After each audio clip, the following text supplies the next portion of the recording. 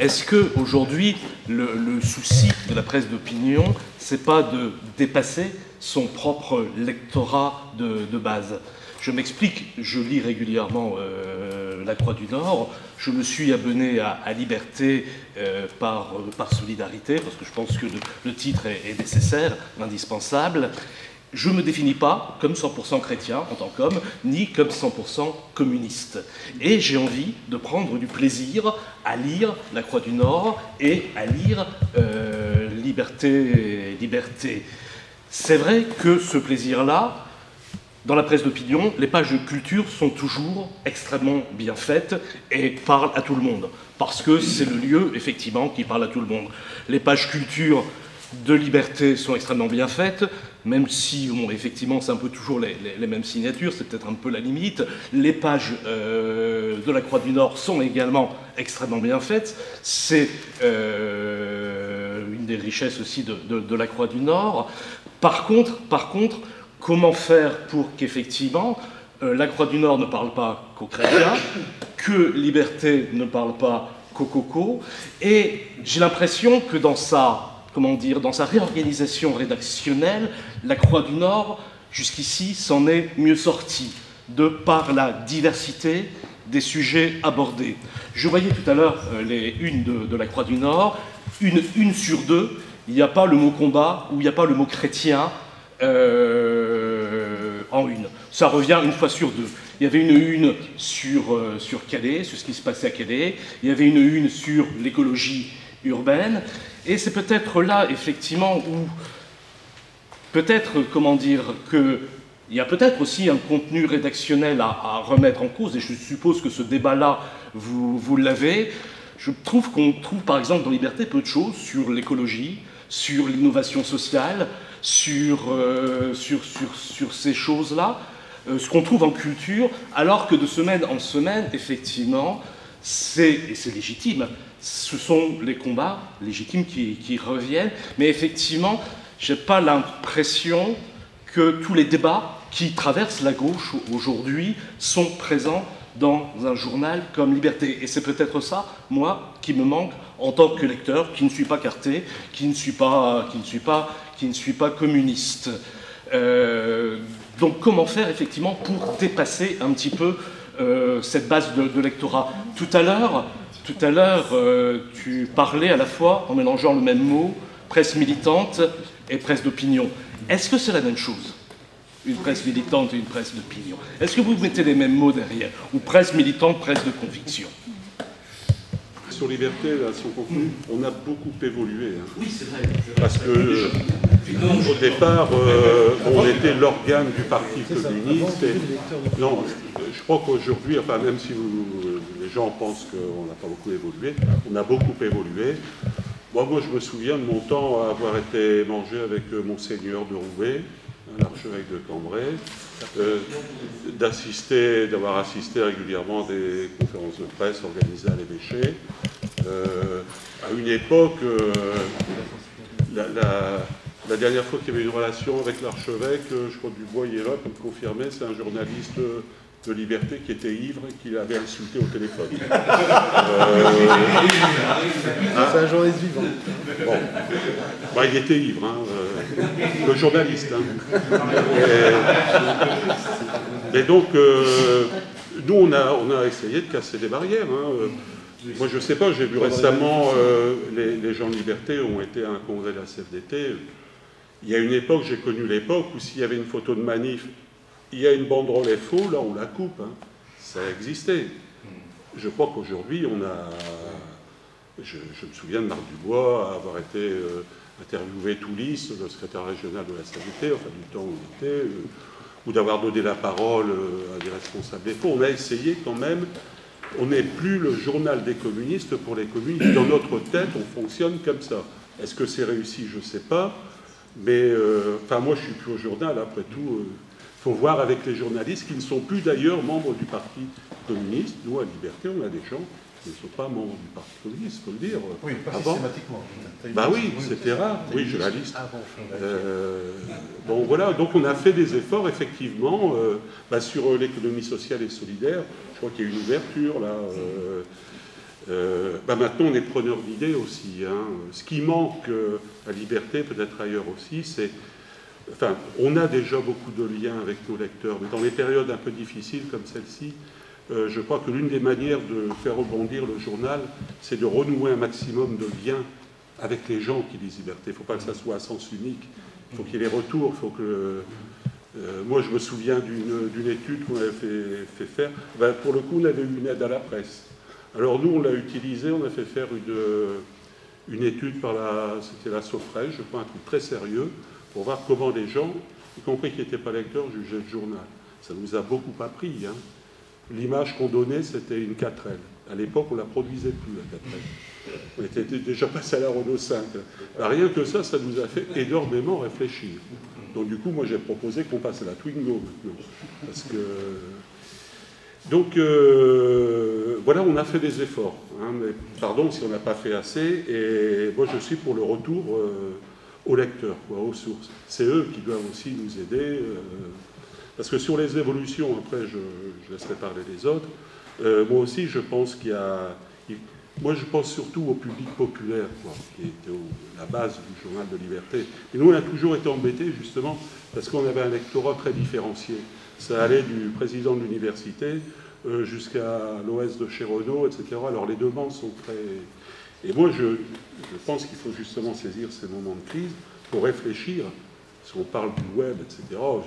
Moi, personnellement, je dis à mes copains de Liberté, on ne peut plus en rester là, quoi. Il faut qu'on réfléchisse, on est en train de changer d'époque. Il faut qu'on se creuse la tête pour renouveler l'offre. Alors, les journaux où il y a beaucoup à lire, ben, ça, moi aussi, je suis d'accord, je suis sûr que ça intéresse. Il y a un public qui, à un moment donné, veut s'arrêter, stop, assez d'infos, on va réfléchir 2 minutes, quoi. Pour répondre à la question d'Hervé Leroy, effectivement, nous, à Croix-du-Nord, on a essayé... alors, on a la chance de s'appuyer sur un petit groupe d'hebdos régionaux. On est donc, nous, un des 6 hebdos de notre groupe. Il y en a un dans le Jura, il y en a 4 dans le Sud-Ouest. Donc voilà, on a des moyens peut-être un peu plus conséquents qu'à Liberté. On a des annonces légales qui représentent aujourd'hui presque la moitié de nos revenus. Donc voilà, je peux imaginer ce que c'est qu'en perdre beaucoup, ce que j'ai compris dans votre transfert entre la rue Kerman et ici. Donc voilà, ça c'est les petits atouts. On a même, notre groupe a réussi à recruter un webmaster éditorial en début d'année, c'est-à-dire quelqu'un qui réfléchit.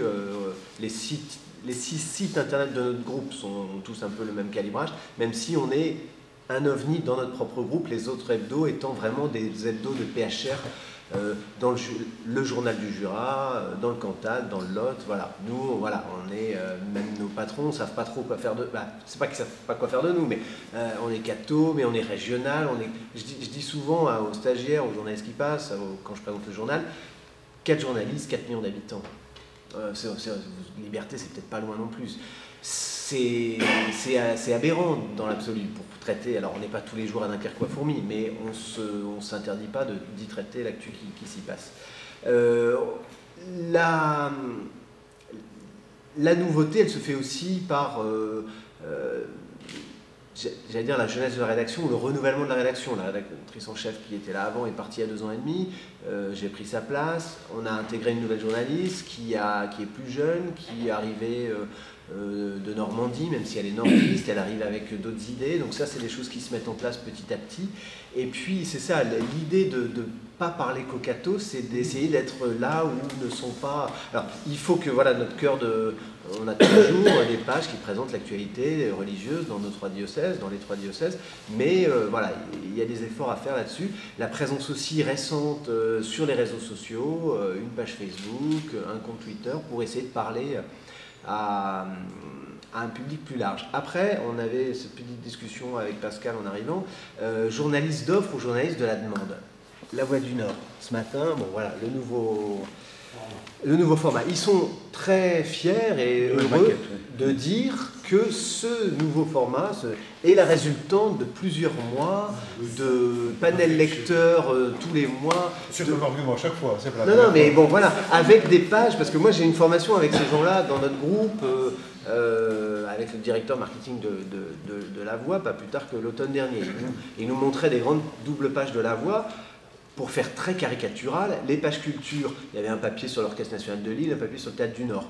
Et il y a les fameux vus-lus. Est-ce que ça a été vu, est-ce que ça a été lu? Des scores très faibles.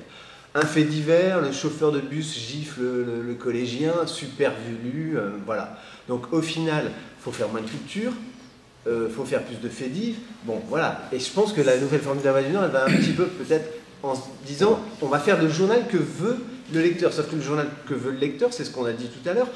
Il a entendu les trucs à la radio, il a vu sur Internet, bon voilà. Se différencier. Voilà, c'est de quoi on parle aujourd'hui. Voilà, si la question c'est de quoi on parle aujourd'hui ou comment on va traiter le de quoi on parle aujourd'hui. Donc voilà, l'idée c'est de rester nous sur des convictions et de suivre des sujets au long cours, de suivre ce qui se passe à Calais, mais de suivre ce qui se passe aussi voilà, dans l'église, essayer voilà, et ne pas se priver, parce qu'aujourd'hui on est dans la religion du factuel. Le fait, donc 20 minutes fait des faits, la voix fait des faits, donc c'est petit, c'est court, c'est pas plus de 2000 signes. Voilà, nous on veut y mettre du commentaire et de l'analyse, rappeler ce qui s'est passé il y a 2 ans, mettre notre grain de sel, parce que voilà, s'il n'y a pas d'opinion, si on ne met pas notre point de vue. Mettre en perspective, analyser. Voilà. Ce que dit Hervé sur ce que vous dites, Madame Hervé, tu traduis un besoin. Quand tu achètes Libé et quand tu achètes La Croix, c'est parce que tu ne l'as pas trouvé dans le journal que tu lis éventuellement habituellement. C'est-à-dire que, sauf que la période des journaux, qui était l'opinion à la Résistance, qui a été ensuite, qui se sont voulus des journaux d'information générale, pour cibler un public beaucoup plus large, finalement, elle est terminée. Elle est terminée depuis les années 90 et on voit depuis les années 2000 une presse, y compris en région, qui ne traite plus les affaires politiques, qui ne traite plus les affaires religieuses, qui n'a plus un seul journaliste pour suivre la culture à la Voix du Nord, alors qu'il y en avait 10, etc. On est dans les annonces de spectacles, on n'est plus dans le commentaire, dans la critique littéraire, etc. On est dans le factuel, on est dans une forme de journalisme qui fait qu'un certain nombre de journalistes n'y croient plus et quittent le métier, quittent le journal et quittent le métier. Je n'ai jamais vu autant de départs de journalistes des journaux depuis 15 ans, alors que c'était inimaginable auparavant.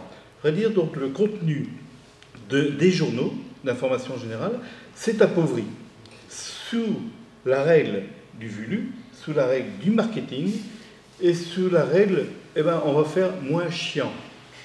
Et effectivement, on n'a plus d'analyse politique, on n'a plus de mise en perspective, et quelque part, c'est le citoyen qui y perd. Et donc, heureusement qu'il y a encore Liberté et Croix du Nord. Il y a des régions où il n'y a pas de Liberté, où il n'y a pas de Croix du Nord, où il y a un seul titre. Prenez tout le secteur du Dauphiné libéré, etc. Eh bien, il y a une seule, il y a que d'abord une pagination beaucoup plus légère. Je dirais, s'il y a plusieurs titres, il y a encore du coup une pagination un peu plus importante. C'est vrai pour Ouest France, c'est vrai encore pour la Voix du Nord. Et quelque part, ce qu'on véhicule, moi je dirais, c'est encore plus grave. Aujourd'hui, ce qui est vendeur, c'est la dérision et c'est la peur de l'autre.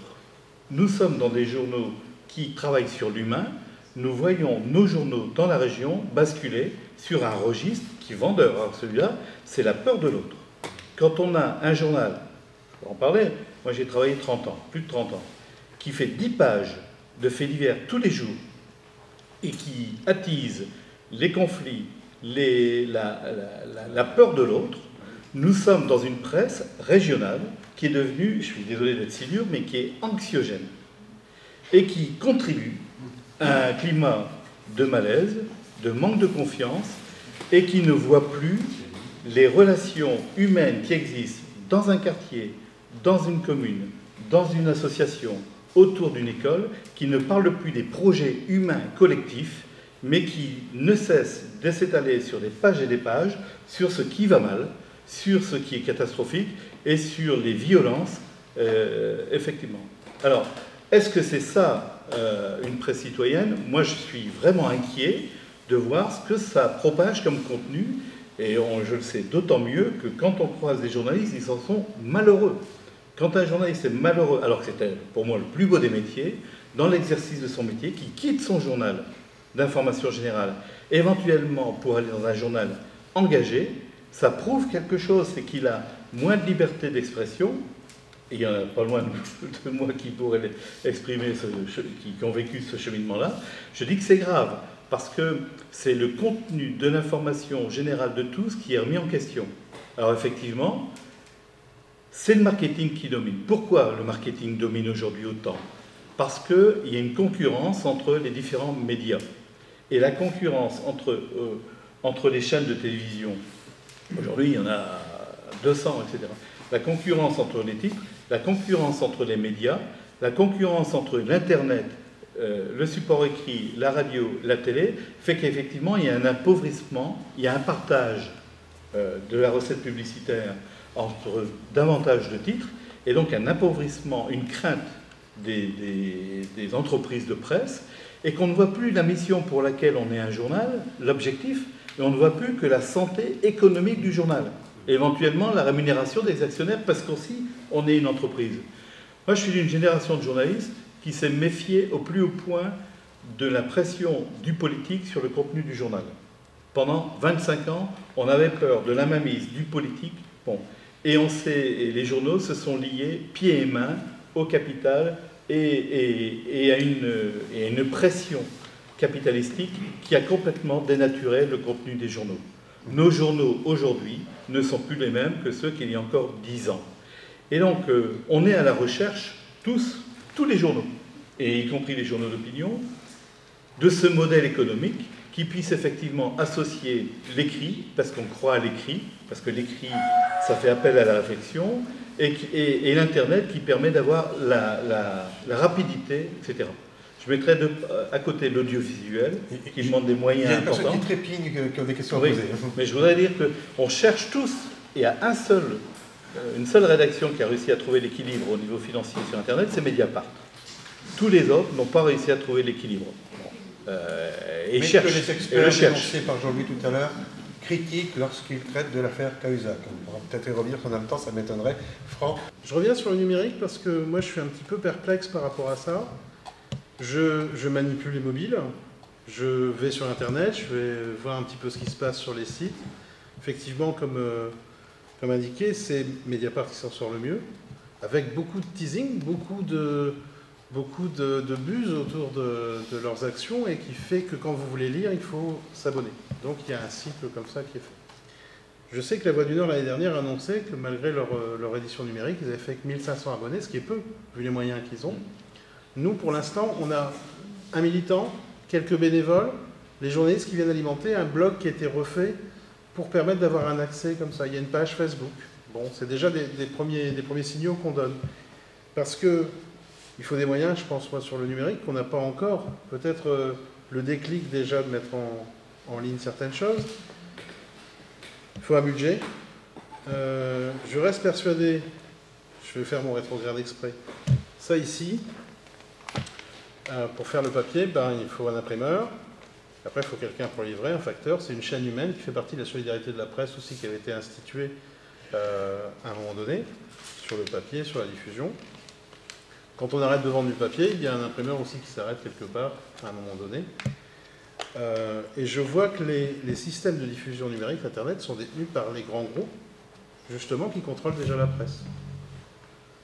Et qui ont cette forme d'information qui contrôle les tuyaux, ne sont pas ouverts, ne sont pas libres. Donc les dettes sont coupées. En fait. Moi, j'ai l'impression qu'Internet, c'est pas gratuit, en tout cas. Il faut un appareil pour y accéder, il faut de l'énergie et il faut un abonnement. Il y a 3 coûts. Ici, il y en a un pour le lecteur. Il achète son journal, sauf s'il le fait tomber dans l'eau ou s'il le brûle, il l'a toujours. Tandis que sur Internet, il faut un accès à l'électricité, il faut un accès au fournisseur d'accès. Après, c'est pas gênant. On devrait avoir tous accès à Internet. C'est vrai que le budget consommation en communication pour les gens, il est parfois supérieur au budget alimentaire, parce qu'il y a les chaînes câblées, parce qu'il y a l'abonnement Internet pour le petit, il y a les 3 téléphones portables pour toute la famille. Mais est-ce que les gens s'informent mieux?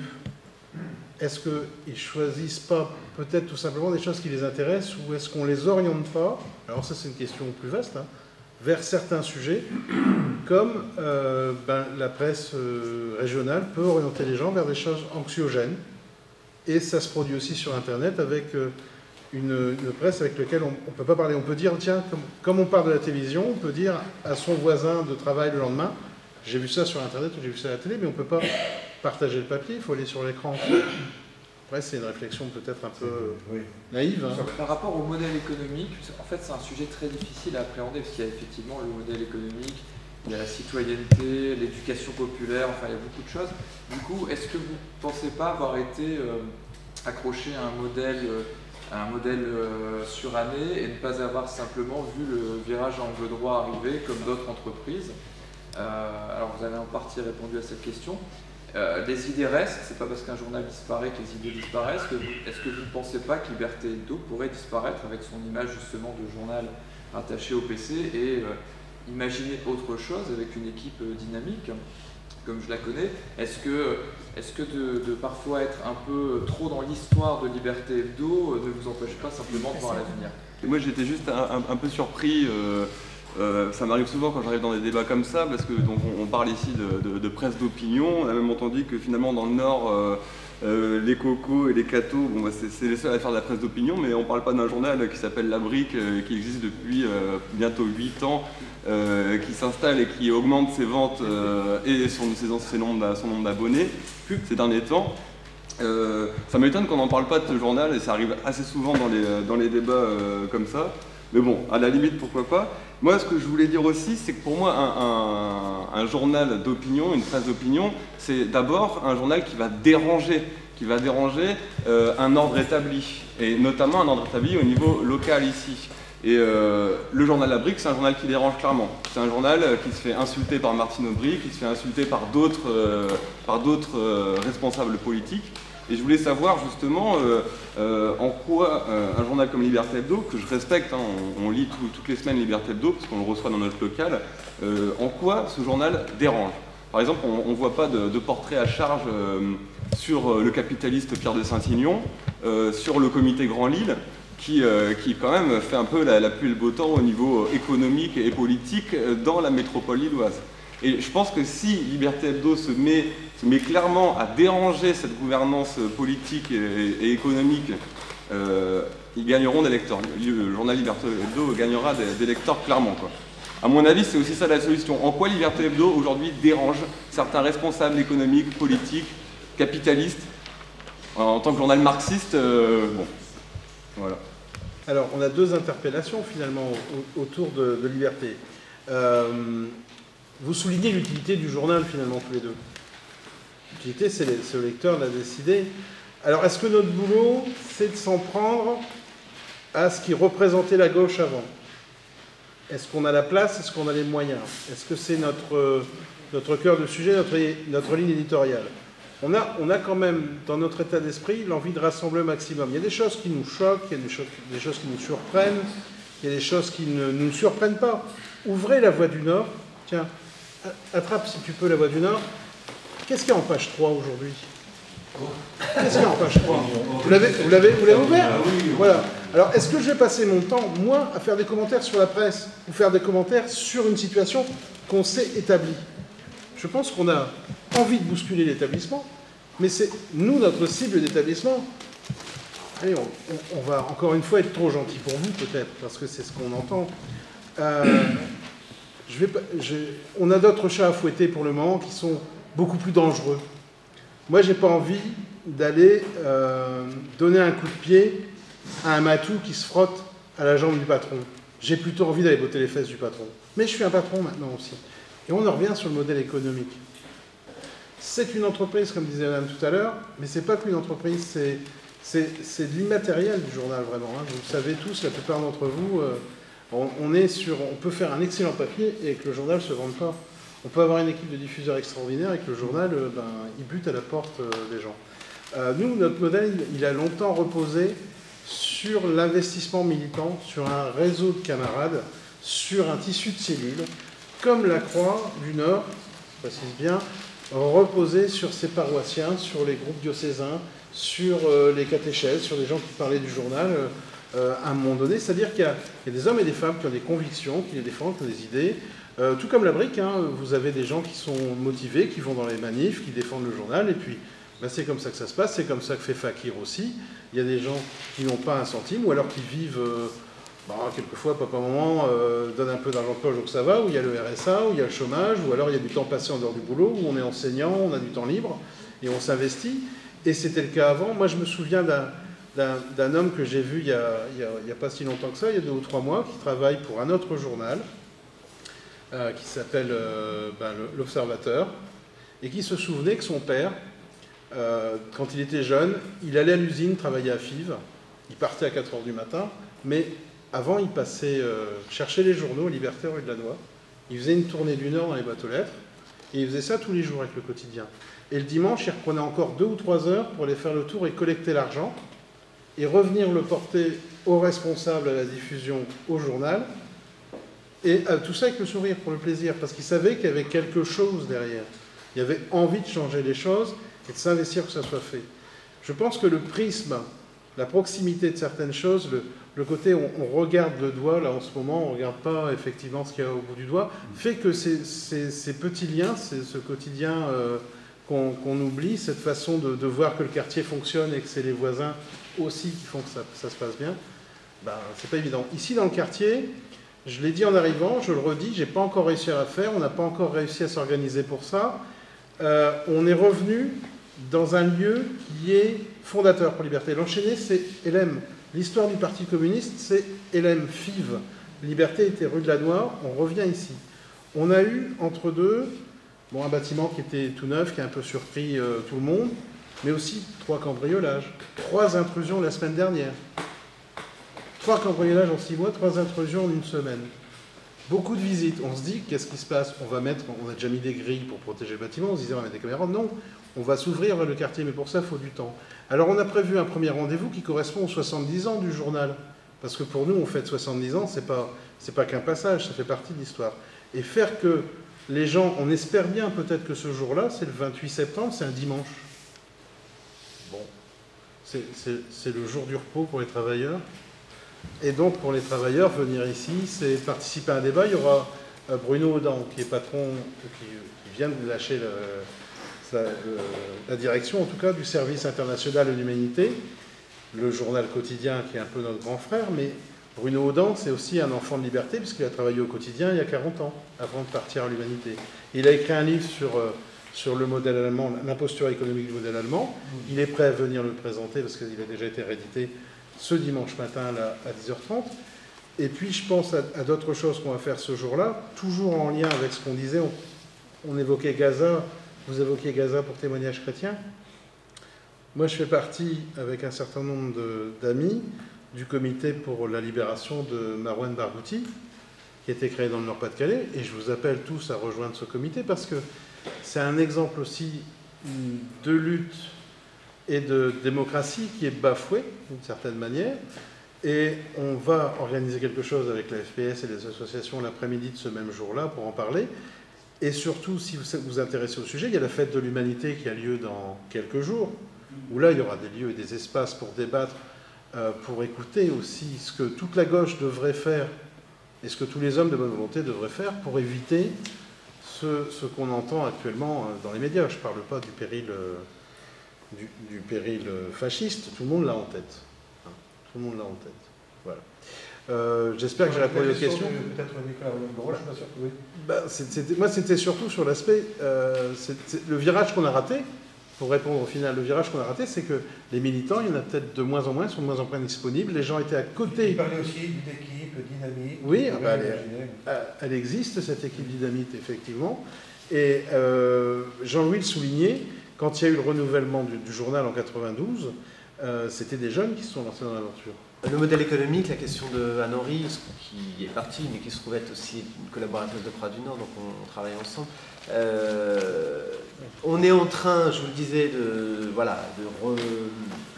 remuscler le site internet, de préparer des ajustements dans la formule papier de Croix du Nord. Tout ça se faisant, bien évidemment, à périmètre constant de journalistes, c'est-à-dire qu'il faut être sur les 2 temporalités, quasiment quotidiennes sur le web, parce qu'autrement ça pas beaucoup de sens d'alimenter de papier ou 3 papiers par semaine, et hebdomadaire et réflexion sur le papier, le support papier. Donc il y a de quoi être un peu schizophrène quand voilà, il faut faire les deux de façon intense. On est en train là, pareil, à notre petite échelle de petits groupes de 6 titres au niveau national, de vouloir mettre en place, et ça devrait arriver d'ici un mois ou deux, mais un abonnement payant pour avoir les PDF sur l'ordinateur. C'est-à-dire qu'on a peut-être, et je pense les mêmes... Voilà, avec une visionneuse, une liseuse. On a certainement le même problème aussi avec que Liberté, sur la diffusion. Être en kiosque, ça coûte cher. On est à la merci des grossistes qui nous distribuent. On nous trouve là, un mois après, on ne nous trouve plus là. On nous trouve à 3 endroits à Valenciennes et 2 endroits à Douai, mais ça a changé. Donc c'est compliqué de rejoindre notre lectorat sur le terrain, c'est-à-dire qu'au moins les nordistes, mais Internet permet aussi de parler, j'allais dire, à la France entière, au monde entier, ça c'est assez génial, mais qu'on puisse à Calais ou à Fourmi, si on ne nous trouve pas, nous trouver en PDF sur le site. Alors, moyennant finance, parce qu'effectivement c'est moyennant finance en kiosque, donc il faut que ce soit moyennant finance sur le web, mais voilà, il y a des choses qui se mettent en place pour que, voilà. Après, faire payer le contenu du site, pour l'instant, c'est pas forcément possible parce que voilà, Mediapart le fait parce qu'ils ont une énorme valeur ajoutée et ils ont leur immense valeur ajoutée sur le site. Nous, sur le web, on est sur quelques infos au cas par cas et de la reprise d'articles du papier, quoi. Donc, mais voilà, visibilité, essayer d'être plus présent dans la région. Juste dire, on sort, nous, d'une période où on a failli mourir il y a 2 ans et on est ressuscité avec un choix qui n'est pas un choix, qui est triple. C'est un mensuel avec un temps de lecture, 4 pages hebdo qui est un temps de réactivité, et un site internet dont la vocation est de dialoguer avec les lecteurs et d'être un forum permanent. Mais c'est aussi un lieu de réactivité à l'actualité. Et donc, par exemple, quand on a vu la semaine dernière Valeurs Actuelles et Minutes descendre Najat Vallaud-Belkacem uniquement parce qu'elle est ministre de l'Éducation, mais marocaine et musulmane, c'était insupportable. Et donc on a réagi par un édito sur le site internet, ce qui nous a valu d'être cité dans la revue de presse de France Inter samedi matin, et on en est ce midi à 19 000 visites sur le site, et à peu près 200 commentaires de gens indignés de ce qui a été fait par moi. Donc c'est aussi dans la réactivité qu'on peut défendre ses convictions, ses valeurs, face à des attaques aussi virulentes que celle-là. On ne défendait pas le gouvernement, on s'insurgeait contre ce procédé qui est vraiment innommable et qui ne peut pas être admis dans une société. Voilà. Donc les 3 supports, quelque part, répondent à des attentes différentes d'un public qui ne demande pas la même chose au même moment. Mais c'est extrêmement compliqué. Et honnêtement, le site internet, actuellement, on est loin de le financer. On le finance par le journal, mais il est loin d'avoir un retour sur l'investissement qui est fait. Et on le cherche, on le souhaite. Alors, j'ai bien vu qu'il y a aux États-Unis des journaux qui ont supprimé le papier, qui sont uniquement sur Internet. On n'en est pas là dans le mode de vie en France actuellement. On n'est pas encore sur le tout Internet comme la société américaine peut l'être davantage ici. Mais on n'est pas encore prêt à payer, parce qu'on a le sentiment aujourd'hui qu'au fond, l'information, c'est quelque chose de gratuit. Vous l'avez gratuit dans le métro, vous avez le sentiment que c'est gratuit à la radio, vous avez le sentiment d'avoir 240 chaînes gratuites à la télévision, à part les chaînes à péage, et payer pour être informé, c'est un acte fort qui demande de plus en plus à être de conviction, parce que vous avez le sentiment que l'information est gratuite. Je partage ce que tu disais par rapport à Najat Vallaud-Belkacem. C'est scandaleux que pendant une période, même, on n'ait pas réussi à mobiliser tous les gens de droite sur cette question-là. Oui. Parce que je considère qu'en République, droite ou gauche, on doit être intraitable sur ces questions-là. Le racisme, c'est pas la gauche qui le défend et la droite qui se laisse couvrir dessus. C'est tout le monde qui doit mobiliser. Dans le même ordre d'idée, on a vu à Calais, il y a quelques jours, des personnes qui défilaient en levant le bras, si vous voyez ce que je veux dire. Oui, mais il y a très peu de réactions. Est-ce qu'il y a d'autres questions? Une toute dernière peut-être pour vous. Le fait de voir cette presse d'opinion ou de conviction menacée, je la pose d'abord à Jean-Louis et à Franck, ça veut dire quoi dans le fond? C'est qui va en pâtir? On a dit le lecteur, mais est-ce que ça va plus loin que ça? Quelles sont les conséquences? Je passe la parole très vite à Jean-Louis. Je pense à deux disparitions très récentes. Une locale, Pays du Nord. Quand nous, on estime, on en a parlé un petit peu, on s'est dit, on a fait... Mais là, on parle bien de la presse d'opinion. Oui, mais il y a une solidarité aussi qu'il faut avoir avec les confrères et les titres, et ça fait partie aussi de nos convictions, parce que j'ai vu, moi, arriver... mépriser le... Ouais, c'est pas ça du tout. C'est le contenu, mais il y avait quand même une quinzaine de personnes concernées en tant que pigistes, voire même plus, je pense. C'est autant de journalistes qui vont se retrouver en difficulté. Et puis, je repense à un autre exemple un peu moins récent, mais que tout le monde devrait avoir en tête. Là aussi, il y a quelque chose qui s'est décoincé. À cause du politique et de l'argent roi, de la puissance financière, un journal qui s'appelle France Soir, qui était, allez, on va dire, le journal un peu à la Audiard. On imagine le type avec sa casquette allant faire son tiercé, faisant la grande gueule au coin du bistrot du Zin, et puis qui lisait son France Soir, parce qu'il y avait à la fois l'horoscope, le tiercé, quelques faits divers bien salés, puis en même temps un édito qui rangeait tout le monde dans le même panier. François, récupéré par un héritier russe, héritier d'une fortune très récente, que je ne qualifierais pas, parce que là, c'est plus l'argent de Moscou, on ne sait plus exactement d'où vient l'argent, dans ces cas-là, on imagine très facilement. Oui, je pense.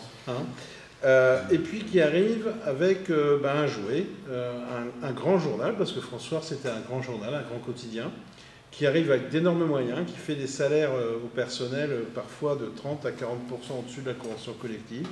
Où les gens se disent tiens c'est bien, on va travailler, qui promet un journal pas cher, et puis qui au bout du compte laisse couler de l'argent et veut en faire un journal d'opinion, mais de quelle opinion? Justement celle qu'on évoquait tout à l'heure, celle de Marine Le Pen, et c'est là que le sort de François bascule. Je pense que nous, dans toutes ces apparitions, parce que je prends deux exemples bien opposés, un journal qui est construit sur un modèle économique de diffusion restreinte sur un secteur avec une attraction sur une région, avec très peu de permanents, très peu de permanents, parce que je crois, si je ne me trompe pas, que la seule permanente de la rédaction, c'était la rédactrice en chef. Je m'abuse, tout le reste, c'était des pigistes, qui étaient rémunérés ou pas, ou qui envoyaient des papiers très difficiles dans les conditions de vie, de toute façon, à moins d'avoir 10 titres pour pouvoir travailler. On est toujours partisans à Liberté Hebdo, et l'équipe fondatrice, l'équipe en cours, l'équipe qui viendra après, se sont toujours battus pour améliorer le statut des gens qui travaillent dans la presse, avec les difficultés qu'on peut avoir. Il apparaît en tout cas que si on veut conserver une presse d'opinion et pouvoir porter nos convictions, il faut qu'on aille porter le message de toutes les manières, et qu'il y a des barrières à effacer. Il faut qu'on redevienne un journal militant. Il y a quelqu'un, je crois que c'est toi qui as dit le mot tout à l'heure, entre militant et conviction. Ben, on est un journal militant, oui. On a envie que les choses changent, on a envie que les gens s'entendent mieux entre eux, qu'on parle de choses positives, mais en même temps, on ne laissera pas de côté ce qui est noir et on le mettra sur la place publique pour que justement ça n'existe plus, qu'on aide à construire. S'il suffisait de raconter pour changer le monde, ça serait beau. Comme disent certains photographes, on a cru en allant au Vietnam qu'en faisant des photos, la guerre, ça allait s'arrêter. Eh bien, ce n'était pas le cas, ça a continué, c'était même encore pire, et maintenant on voit des morts en direct. On voit des morts sur Internet, dans des vidéos, des choses comme ça. Donc, est-ce que c'est l'image? Est-ce que c'est le contenu? Est-ce que c'est les hommes qui font le journal? C'est ce pas-là qu'il faut trouver. Et je passe la parole à Jean-Louis qui trépigne, parce que j'avais dit que j'étais court. Non, je ne trépigne pas. Si la presse dite d'opinion, on peut discuter ce que ça recouvre, disparaît, si on arrive dans Nord-Pas-de-Calais... Je parlais spécifiquement de Liberté Hebdo. Pardon? Je parlais spécifiquement de Liberté Hebdo pour la question que je vous posais. On va dans le sens, on renforce l'uniformisation de l'information.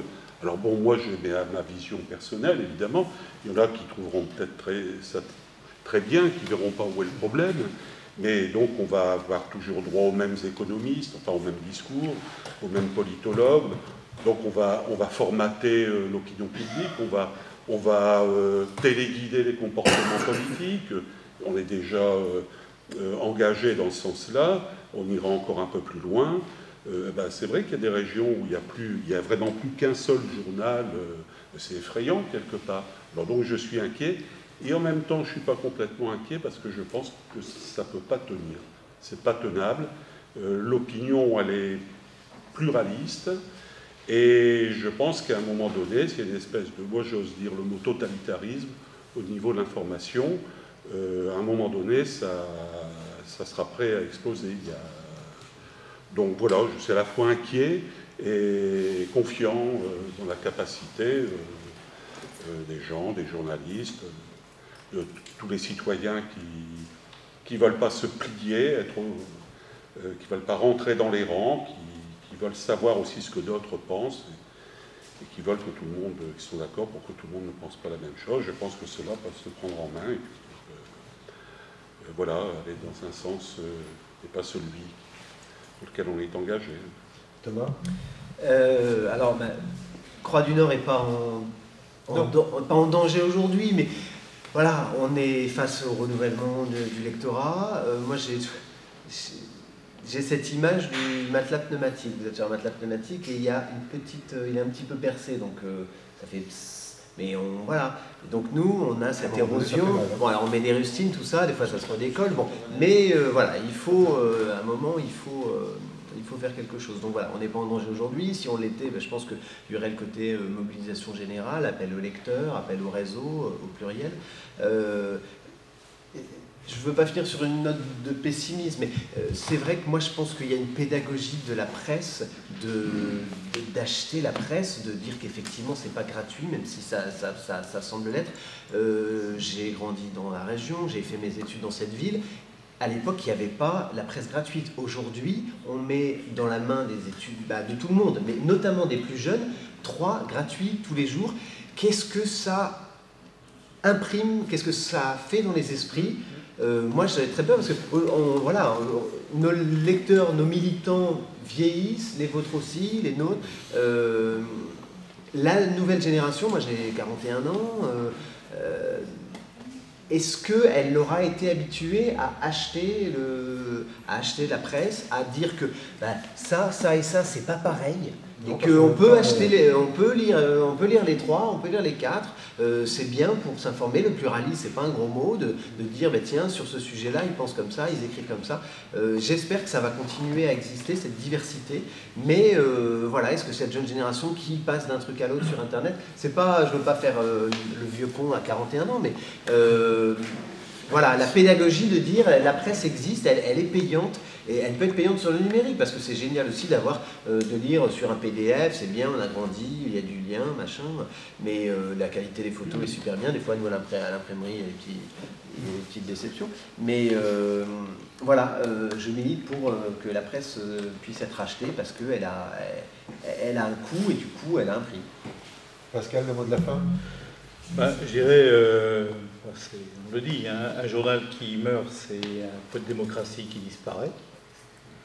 Mais je dirais que je nuancerais cette réflexion-là en disant la presse d'opinion est aujourd'hui plus que jamais essentielle, et donc le pluralisme des titres de la presse est plus que jamais aujourd'hui essentiel, parce qu'on a abandonné dans la presse générale le pluralisme du contenu.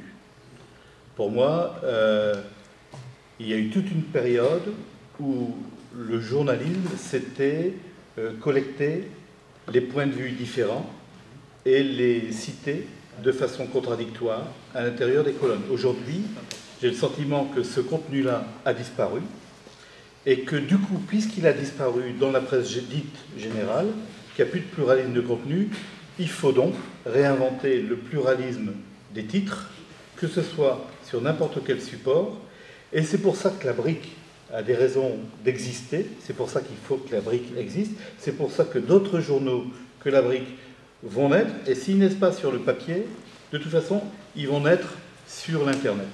Aujourd'hui, on a la chance de pouvoir que les lecteurs des journaux d'hier puissent aujourd'hui être éditeurs et finalement faire leur journal, et c'est ce que beaucoup feront. Et ça, c'est une liberté supplémentaire qui échappe aux règles économiques, qui échappe au contrôle administratif et politique. Et donc, c'est une liberté supplémentaire qu'il faut s'arroger, puisque de toute façon, ceux qui parlaient au nom de l'opinion, aujourd'hui se taisent, et quelque part, moi j'ai le profond regret de voir les rédactions abdiquer à l'intérieur des entreprises de presse sur ce qui était l'originalité, la force et les valeurs du journalisme. Et donc, pour moi, oui, il faut que la presse d'opinion vive, parce qu'on n'a plus de solution de rechange. Très bien, merci beaucoup, merci. Merci pour vos questions, pour avoir participé. Partez pas, il y a un pot, mais auparavant, si tout va bien, nous vous donnons rendez-vous le mois prochain autour d'un thème sur la Palestine, donc ce qu'on vient de voir cet été en Palestine. Vous voyez le titre sur Gaza tout à l'heure. Les mouvements autonomistes en Afrique, alors ça c'est beaucoup plus compliqué et original, en novembre. Et on en parlait tout à l'heure, la télévision locale, les télévisions locales, au mois de décembre pour finir l'année. Merci beaucoup. Toutes les informations, vous les trouvez sur notre site, sur la page Facebook.